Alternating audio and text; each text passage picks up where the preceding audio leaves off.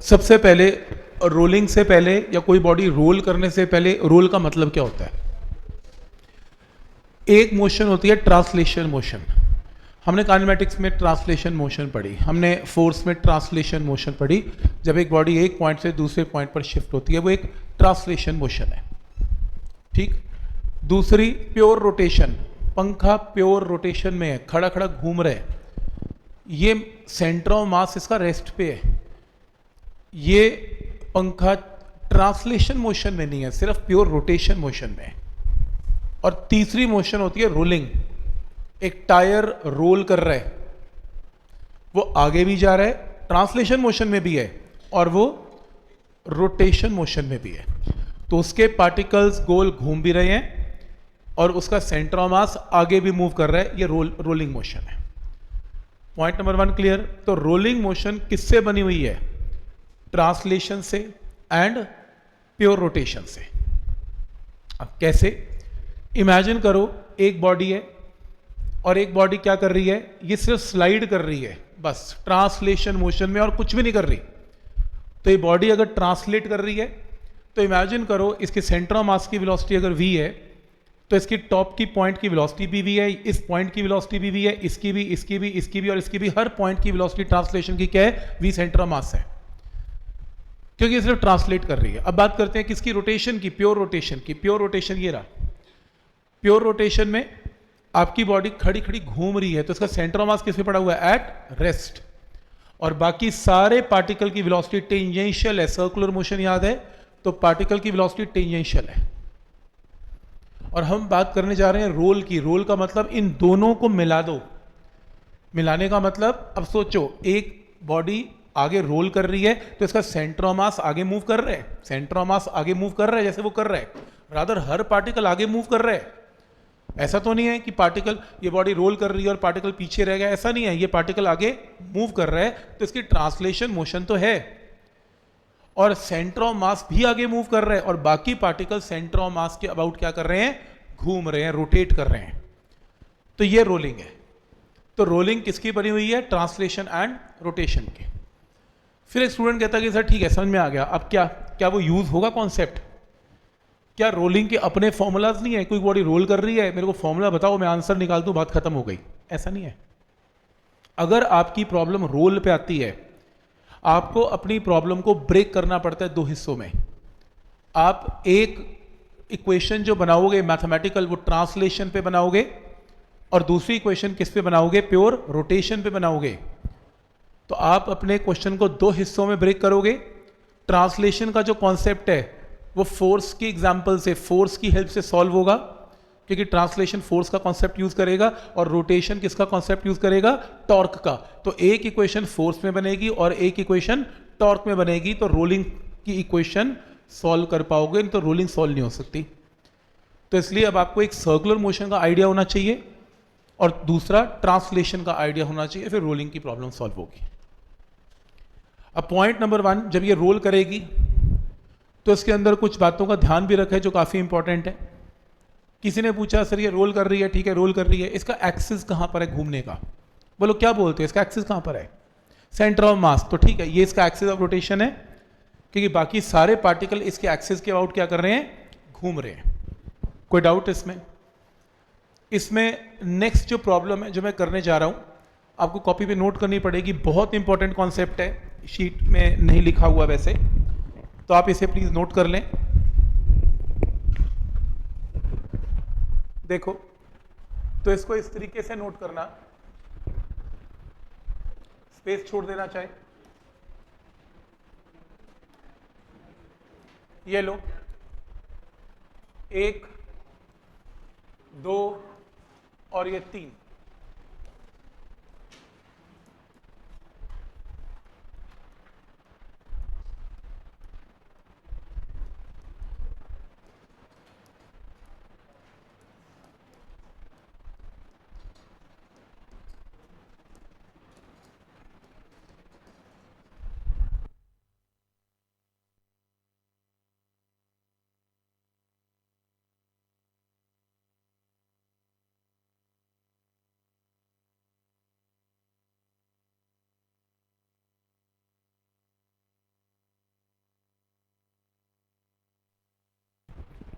ठीक है, इस कॉन्सेप्ट को थोड़ा ध्यान से देखना। क्या है ये कॉन्सेप्ट? देखो, इमेजिन करो कोई बॉडी सिर्फ और सिर्फ ट्रांसलेट कर रही है और इसकी सेंटर ऑफ मास की वेलोसिटी, ये वेलोसिटी, ये वेलोसिटी, ये वेलोसिटी और ये वेलोसिटी एग्जैक्टली सेम है। तो मैंने पूछा कितनी है, तो कोई बोलता है सेंटर ऑफ मास की वेलोसिटी इतनी है, तो इस पार्टिकल की वेलोसिटी भी इतनी है, इस पार्टिकल की वेलोसिटी भी इतनी है, इस पार्टिकल की वेलोसिटी इतनी है और इस पार्टिकल की वेलोसिटी इतनी है। तो ड्रॉ करो प्लीज। हर पार्टिकल की वेलोसिटी भी सेंटर ऑफ मास है। Point number 1 clear? बनाए से इन सब ये चारों वेक्टर्स बनाने, इसमें पांचों वेक्टर्स जरूरी हैं, इंपॉर्टेंट है। नेक्स्ट पॉइंट बनाए। अगर मैं बात करता हूं इसकी यहां की पोजीशन की, तो यहां पे प्योर रोटेशन है, तो पार्टिकल की वेलोसिटी की जो डायरेक्शन है वो कैसे होगी? टेंजेंट होगी। टेंजेंट का मतलब यहां पर v सेंटर ऑफ मास की वेलोसिटी क्या होगी? 0, क्योंकि खड़ी खड़ी बॉडी घूम रही है। यहां की वेलोसिटी अगर v सेंटर ऑफ मास है, यहां की velocity v centre of mass है, v सेंटर ऑफ मास है, v सेंटर ऑफ मास। आपको ये क्या बात बनी? ये बात समझ में नहीं आई। ये आपने v सेंटर ऑफ मास क्यों लिखा है? मैं ये कहने की कोशिश कर रहा हूं कि एक्चुअल में ये दो अलग अलग बॉडीज थोड़ी ना है, ये तो एक ही बॉडी है। और मैं ये समझा रहा हूं कि अगर इसका velocity vector v centre of mass है और मान लो ये रोटेट कर रही है with same velocity v centre of mass, तो इसकी हर पार्टिकल की टेंजेंशियल वेलोसिटी क्या होगी? v सेंटर ऑफ मास। अभी शुरू में आपको ना अजीब लगेगा कि ये ऐसा क्यों बोल रहे हैं कि ये v सेंटर ऑफ मास से ही घूमेगी। मतलब ये कैसे कह सकते हैं कि जिस वेलोसिटी से बॉडी ट्रांसलेट कर रही है, किस वेलोसिटी से ट्रांसलेट कर रही है v सेंटर ऑफ मास, तो उसके घूमने की टेंजेंशियल वेलोसिटी भी एग्जैक्टली सेम होगी। ये कैसे बोला जा सकता है?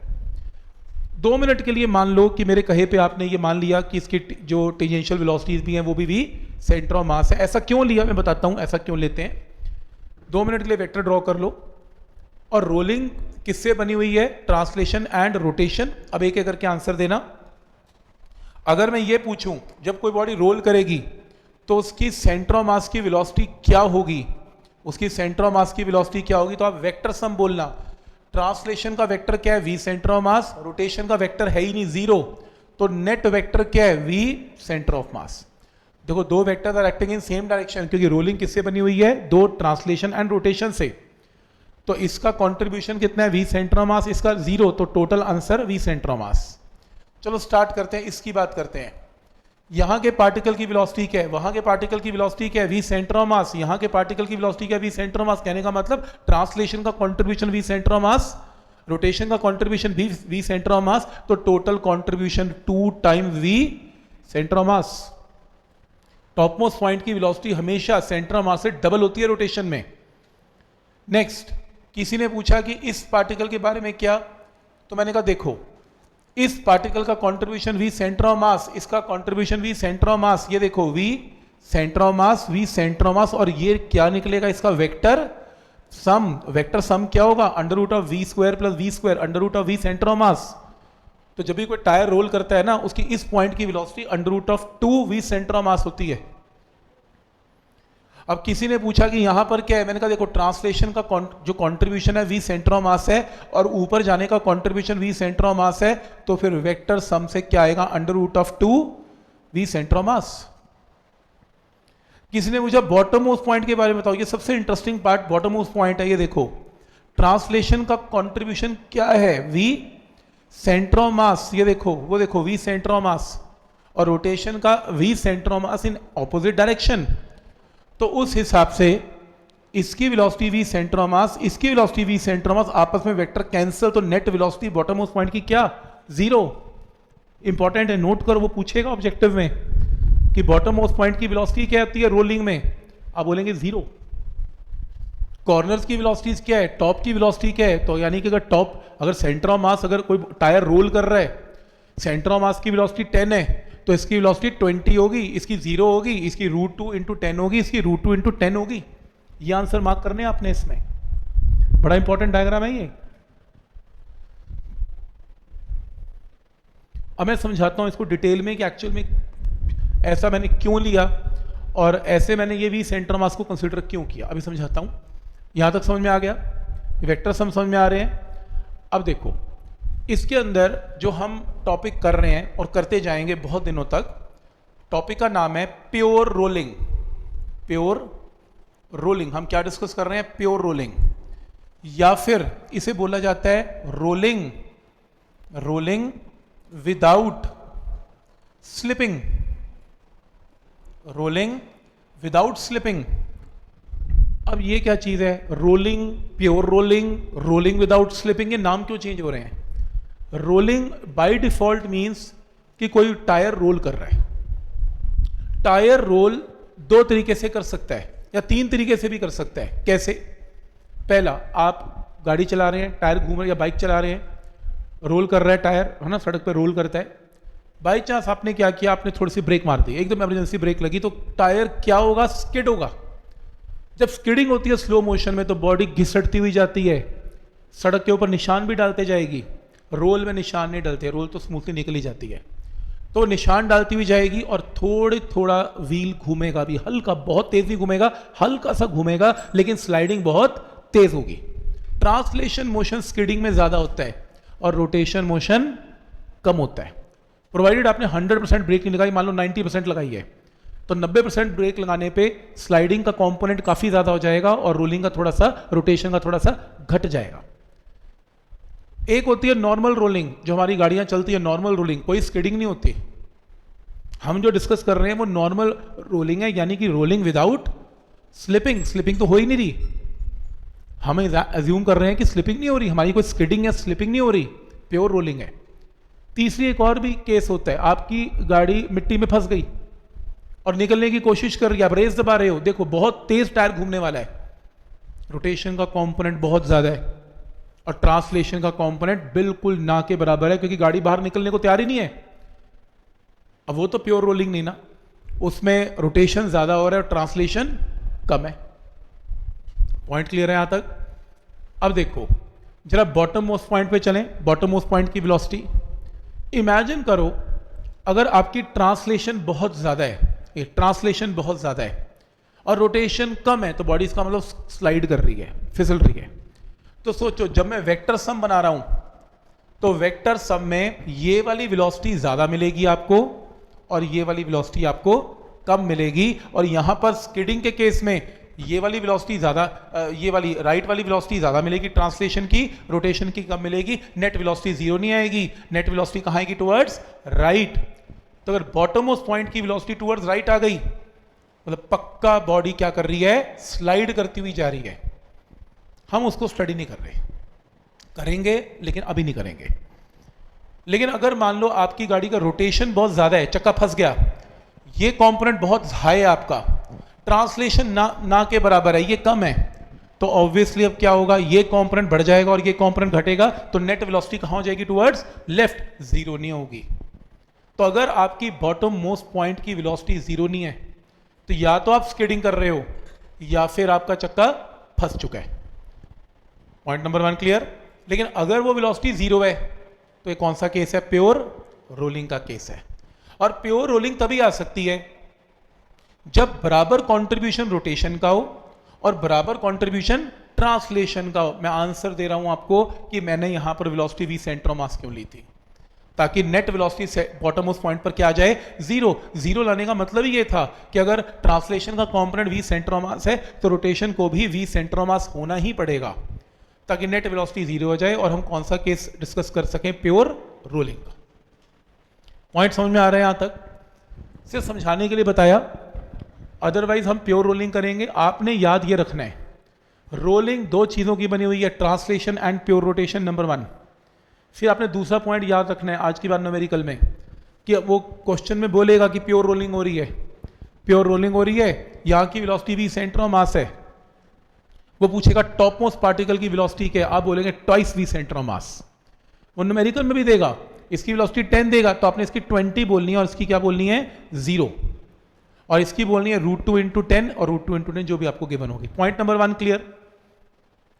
अब कोई कहता है कि सर अगर मान लो हम फ्रिक्शन की बात करें तो फ्रिक्शन की फोर्स अगर मान लो इसमें एक्ट करती है, मान लो हम करेंगे आने वाले टाइम में, तो फ्रिक्शनल फोर्स कौन सी एक्ट करेगी? मान लो बॉडी ठीक है, रोल कर रही है। मेरा पहला क्वेश्चन है, एक बॉडी रोल कर रही है, एक टायर रोल कर रहा है, आप गाड़ी चला रहे हैं, रोल कर रहे हैं, टायर रोल कर रहे हैं। ऐसा हो सकता है कि सड़क पे फ्रिक्शन और गाड़ी रोल कर जाए? है कोई केस? बिना फ्रिक्शन के क्या कोई बॉडी रोल कर सकती है? आप गाड़ी चला सकते हैं, बाइक चला सकते हैं बिना फ्रिक्शन के? हो सकता है? रोल कर, आगे नहीं जाएगी तो रोल नहीं है, वो रोल भी नहीं कर सकते, क्योंकि फिर ट्रांसलेशन भी करना पड़ेगा और रोटेशन भी। Pure rotation is not role, the पंखा इज नॉट रोल। डाउनवर्ड करोगे, चलो पहाड़ पे चलो, बर्फ ताजी ताजी पड़ी हुई है रोहतांग में अभी आजकल, अभी कल ही डली है, और चलो अभी हार्ड आइस हो गई, चला के देखो गाड़ी, कुछ ना फर्क पड़ता। तुम स्टेयरिंग घुमाओ, ब्रेक लगाओ, उससे नीचे फिसलना है तो फिसलना ही है, लगाई जाओ। अगर ऐसे रोलिंग होती होती लोग बच ना जाते, फिर तो आज ही चलते हैं घूमने के लिए, बर्फ का क्या डर है, चलते हैं, रेस दबाते हैं, 4x4 गाड़ी भी क्यों लेनी है, रोल चलती है, रोल करती जाएगी, नहीं करेगी। रोल करने के लिए हर हालत में फ्रिक्शन चाहिए ही चाहिए। Point number 1 clear? तो आप इस चैप्टर में अगर ये मुझसे पूछो सर फ्रिक्शन गिवन है कि नहीं गिवन, पता नहीं आप क्यों पूछोगे, अगर रोल कर रही है तो फ्रिक्शन तो होगी। Point number 1। पॉइंट नंबर 2 सुन लो। अगर मान लो मैं फ्रिक्शन की बात करूं, फ्रिक्शन कितने टाइप की? 2, स्टैटिक एंड काइनेटिक। अगर ट्रांसलेशन का कंपोनेंट बड़ा हो गया रोटेशन से, ट्रांसलेशन या कोई भी, मान लो ये वेलोसिटी बड़ी होगी इससे, तो आपस में ये वेलोसिटी कैंसिल नहीं करेंगी, नेट वेलोसिटी कुछ तो आएगी। बॉटम मोस्ट पॉइंट की कुछ तो वेलोसिटी आने का मतलब है कि बॉटम मोस्ट पॉइंट घिसटता हुआ जा रहा है, वो रेस्ट पे नहीं है, क्योंकि रेस्ट पे तब माना जाता है जब पार्टिकल की लोएस्ट पॉइंट की वेलोसिटी क्या होगी? 0। अगर 0 है तो वो रेस्ट माना जाता है। आपको कहे सर टायर रेस्ट पे थोड़ी ना होता है, वो तो चल रहा होता है, तो फिर 0 कैसे लिया? 0 इसलिए लिया क्योंकि अभी वो 0 है, अगले ही इंस्टेंट पे उसका नया पार्टिकल किस पे आ जाएगा? वेलोसिटी 0 पे। हर इंस्टेंट पे वो पार्टिकल चेंज करेगा, लेकिन उस पार्टिकल की लोएस्ट पॉइंट की वेलोसिटी हर हालत में क्या रहेगी? 0। तो हर इंस्टेंट पे 0। ये बात समझ में आ रही है सबको यहां तक? तो अगर ये पार्टिकल की मोशन लोएस्ट पॉइंट पर 0 मानी जा रही है और बॉडी रोल कर रही है, प्योर रोलिंग है, तो वो लोग फ्रिक्शन का नाम क्या होगा? अगर यहां फ्रिक्शन प्रेजेंट है उसका नाम क्या होगा? काइनेटिक की स्टैटिक? याद रखना, टायर चल रहा है, टायर रोल कर रहा है, ये गया गया गया गया वहां गया, अब क्या बोलोगे? काइनेटिक की स्टैटिक? स्टैटिक। फिर काइनेटिक कब होगी? काइनेटिक क्योंकि चल रही है इसलिए। देखो, काइनेटिक का तो रोल ही तब है जब कोई बॉडी घिसटती हुई जाएगी, स्लाइडिंग होएगी, टायर निशान छोड़ेगा, है ना, ब्रेक लगाओगे निशान छोड़ेगा, वो स्लाइडिंग हुई है, स्किडिंग हुई है, स्लाइडिंग हुई है, काइनेटिक रोल प्ले करेगा। अगर लोएस्ट पॉइंट की वेलोसिटी हर हालत में 0 है, चाहे पहले की, चाहे दूसरे पार्टिकल की, चाहे 10वें पार्टिकल की, तो ये एज्यूम्ड है कि जो लोएस्ट पार्टिकल है वो तो मूव नहीं करने वाला, तो स्टैटिक फ्रिक्शन है। प्योर रोलिंग में हमेशा स्टैटिक फ्रिक्शन होती है। आपका टायर रोल करेगा ना सड़क पे, लोग पूछेंगे कौन सी फ्रिक्शन है, बोल देना स्टैटिक फ्रिक्शन है। कोई पूछेगा रेस्ट पे कैसे है, गाड़ी तो चल रही है, तो आप दिखा देना कि लोएस्ट पॉइंट हमेशा किस पे रहेगा? At rest. तो वो पूछेगा फिर काइनेटिक कब है? जब आप ब्रेक लगाओगे और गाड़ी स्किड करती हुई जाएगी, तो जब स्किडिंग होगी तो फिर काइनेटिक का रोल आना स्टार्ट हो जाएगा। समझ में आ रहा है? यहां तक हम आने वाले टाइम में जब फ्रिक्शन डिस्कस करेंगे तो ऐसे ये कहानी डिस्कस होगी, ये फ्रिक्शन का स्टार्टिंग पॉइंट यही रहेगा फ्रिक्शन का। पर मैं आपको अभी इसलिए बता रहा हूं कि आज मेरे को एक पॉइंट पे डिस्कस करना है, स्टैटिक या काइनेटिक, तो इसलिए मेरे को बताना जरूरी था। तो प्योर रोलिंग में कौन सी फ्रिक्शन है? Only static. और अगर रोलिंग प्योर नहीं है, आपकी गाड़ी मिट्टी में फंस गई या स्किडिंग हो रही है, तो फिर पक्का काइनेटिक है, स्टैटिक हो ही नहीं सकती, कि लोएस्ट पॉइंट जो है वो 0 पे होगा नहीं। सही? तो अब इसके अंदर दूसरा पॉइंट रोलिंग में, मान लो एक बॉडी रोल कर रही है, प्योर रोलिंग है, प्लीज आप ये मत सोचना कि सर क्या मेरे को स्किडिंग का केस आ गया तो, जब तक मैं नहीं बोलूंगा तब तक नहीं आएगा, अभी कुछ दिन तो नहीं आएगा, जब आएगा तो बोल के बताऊंगा कि भाई आ गया है, ये देख लो स्किडिंग स्टार्ट हो गई है, वो असाइनमेंट ही अलग है। तो अभी बिल्कुल भी नहीं, हम अभी प्योर रोलिंग करेंगे। आपके 99% क्वेश्चन प्योर रोलिंग पे हैं, तो आप ये टेंशन मत लो स्किडिंग स्टार्ट होगी, कोई 1% न्यूमेरिकल है जो एंगुलर मोमेंटम के कंजर्वेशन पे है, ठीक, जो एंगुलर मोमेंटम कंजर्वेशन पे उसके अंदर स्किडिंग आती है। जब टॉपिक करवाऊंगा तो बोल के करवाऊंगा, otherwise by default there is no skidding, pure rolling only. Clear है यहां तक? और एनसीईआरटी तो 100% प्योर रोलिंग है, कंपटीशन में ही आती है रोलिंग विद स्लाइडिंग, नहीं तो नहीं आएगी। क्लियर है यहां तक? तो ये देखो, ये आपकी बॉडी रोल कर रही है, प्योर रोलिंग है, टायर रोल कर रहा है और कांस्टेंट ओमेगा के साथ रोल कर रहा है। ये समझते हो कांस्टेंट ओमेगा? आपने गाड़ी में क्रूज मोड लगा लिया और आपकी स्पीड अगर 60 है तो टायर की स्पीड हमेशा क्या रहेगी? 60 रहेगी, मतलब उसकी रोटेशन बराबर रहेगी, वो तेज या स्लो नहीं होने वाली। तो ओमेगा मान लो कांस्टेंट है। तो अगर आपकी ये टायर है या कोई भी बॉडी है, प्योर रोल है और उसका एक चक्कर पूरा हो गया, एक चक्कर को बोलते हैं 1 रेवोल्यूशन। 1 रेवोल्यूशन में मान लो ये बॉडी यहां से यहां आ गई, 1 रेवोल्यूशन के अंदर ये ए पार्टिकल देख रहे हो, ये नीचे जाएगा, टायर के साथ घूमेगा और घूम के वापस ए पे वापस आ जाएगा। तो टॉप मोस्ट पॉइंट पे था, घूम के टॉप पे आ गया और ये टायर रोल कर गया। Point number 1 clear? तो समझ में आ रहा है क्या हुआ? कितनी रेवोल्यूशन हुई? एक रेवोल्यूशन में सेंटर ऑफ मास कभी नहीं घूमता, याद रखना, सेंटर ऑफ मास नहीं घूमेगा। सेंटर ऑफ मास हमेशा किस मोशन में होता है? ट्रांसलेशन। ये सिर्फ चलता है और बाकी पार्टिकल सेंटर ऑफ मास को एक्सिस मानते हुए उसके आसपास रोटेट करते हैं। तो सेंटर ऑफ मास किस मोशन में होगा? ट्रांसलेशन। सेंटर ऑफ मास यहां से यहां आ गया, आपसे क्वेश्चन पूछेगा ऑब्जेक्टिव, एक रोटेशन में, एक चक्कर में सेंटर ऑफ मास जब यहां से यहां आया तो उसने कितना डिस्टेंस कवर किया? ये स्टैंडर्ड मैथ्स का रिजल्ट है। एक रेवोल्यूशन में अगर ओमेगा कांस्टेंट है तो सेंटर ऑफ मास की दूरी क्या होती है? 2πr। इसे इंपॉर्टेंट मतलब याद करना है, इसे मैथ्स का रिजल्ट है। अगर ओमेगा कांस्टेंट है तो डिस्टेंस सेंटर ऑफ मास क्या ट्रेवल करेगा? v कितना? 2πr। अगला पॉइंट है, क्योंकि इस क्वेश्चन में अजम्पशन है कि ओमेगा कांस्टेंट है तो स्पीड टायर की कांस्टेंट है, तो वेलोसिटी ऑफ सेंटर ऑफ मास भी कांस्टेंट स्पीड से आगे बढ़ रहा होगा। सोचो, टायर जब कांस्टेंट ओमेगा से घूम रहा है तो सेंटर ऑफ मास भी कांस्टेंट वेलोसिटी से मूव कर रहा है। अगर टायर की स्पीड ज्यादा हो रही है तो सेंटर ऑफ मास की स्पीड भी ज्यादा हो जाएगी।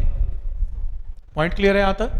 पर मैंने ये माना कि ओमेगा कांस्टेंट है तो v centre of mass constant speed से जाएगा, और क्योंकि सेंटर ऑफ मास ट्रांसलेट कर रहा है, घूम नहीं रहा, सेंटर ऑफ मास को देखना, पूरी बॉडी को मत देखना, सेंटर ऑफ मास क्योंकि ट्रांसलेट कर रहा है तो you can apply equation s is equal to v t, क्योंकि वेलोसिटी कांस्टेंट है सेंटर ऑफ मास की, तो s is equal to v t. तो इसमें डिस्टेंस ट्रेवल कितना एक चक्कर में? 2πr। और वेलोसिटी कितनी है? v centre of mass. और टाइम पीरियड क्या? एक रेवोल्यूशन का 2π बाय ओमेगा। 2π से 2π कैंसिल हो गया, बड़ा इंपॉर्टेंट रिजल्ट आ गया। क्या? v centre of mass is equal to r omega. ये फॉर्मूला आपने सुना हुआ है? सुना हुआ है। कौन से चैप्टर में? कौन से? सर्कुलर। बिल्कुल भी नहीं सुना। वो फॉर्मूला कुछ और था, ये फॉर्मूला कुछ और है। देखने में एक जैसे हैं, देखने में एक जैसे हैं आर ओमेगा, लेकिन इसका सर्कुलर मोशन से कोई लेना देना नहीं है, क्योंकि हमने कौन सा रोलिंग की थी, हमने शेप भी नहीं ली थी, हम तो पॉइंट मास पे काम करते थे। ये क्या, ये कॉन्सेप्ट क्या है कि अगर कोई टायर रोल करेगा, सेंटर ऑफ मास की चलने की वेलोसिटी है जो कि आर ओमेगा है। हमने क्या किया? हमने ये देखो note, we have also studied this formula in circular motion, लिखा हुआ मैंने असाइनमेंट में। सर्कुलर मोशन याद करा देता हूं, एक पॉइंट मास है, this is not a body, कोई डिस्क रिंग नहीं है, पॉइंट मास है। पॉइंट मास याद करो एक्सिस के आसपास घूमा करता था। मैं पूछता था टेंजेंशियल वेलोसिटी क्या है, आप बोलते थे आर ओमेगा। उसका नाम कौन सी वेलोसिटी थी? टेंजेंशियल वेलोसिटी थी। सेंटर ऑफ मास की तो बात होती नहीं थी इसमें, वो टेंजेंशियल वेलोसिटी थी आर ओमेगा। लेकिन यहां पर कोई बॉडी क्या कर रही है? रोल कर रही है, और रोल करते हुए कौन सी वेलोसिटी है? v सेंटर ऑफ मास की वेलोसिटी है। पर ये भी याद रहे, v centre of mass r omega तभी लगेगा जब बॉडी प्योर रोलिंग में होगी। अगर बॉडी ने स्किडिंग स्टार्ट कर दी तो ओमेगा घट जाएगा, v सेंटर ऑफ मास बढ़ जाएगा, v centre of mass greater than r omega हो जाएगा, क्योंकि ट्रांसलेशन ज्यादा है, रोटेशन थोड़ा सा कम है। हम बाद में डिस्कस करेंगे, पर ये पॉइंट क्लियर है? क्लियर? ये फॉर्मूला अलग है, वो फॉर्मूला अलग है। और नेक्स्ट है, अगर मान लो टायर तेज घूम रहा है, ओमेगा की वैल्यू चेंज हो रही है, अगर टायर तेज घूम रहा है उसमें अल्फा जनरेट हो जाएगा। तो ऐसे केस में आप क्या करेंगे? v equal to r omega को दोनों तरफ d बाई डी टी लगा दें, सेंटर ऑफ मास की वेलोसिटी की डिफरेंशिएशन क्या होगी, ए सेंटर ऑफ मास और D omega by D T क्या होगा, अल्फा। तो ऐसे केस में सेंटर ऑफ मास क्या करेगा, आपका centre of mass translation motion में अपनी स्पीड को चेंज करेगा, क्योंकि टायर अगर तेज तेज तेज घूमेगा तो सेंटर ऑफ मास भी एक्सेलरेट करेगा। सेंटर ऑफ मास की एक्सेलरेशन का फॉर्मूला क्या रहेगा, आर अल्फा। तो वी सेंटर ऑफ मास का formula r omega, a centre of mass का फॉर्मूला आर अल्फा। और ये कब लगेगा आर अल्फा, जब स्पीड टायर की क्या होगी, बढ़ेगी। पॉइंट समझ में आ रहा है ये रिजल्ट। तो दो रिजल्ट्स बहुत इंपॉर्टेंट है, इन्हें प्लीज इंपॉर्टेंट मार्क करें।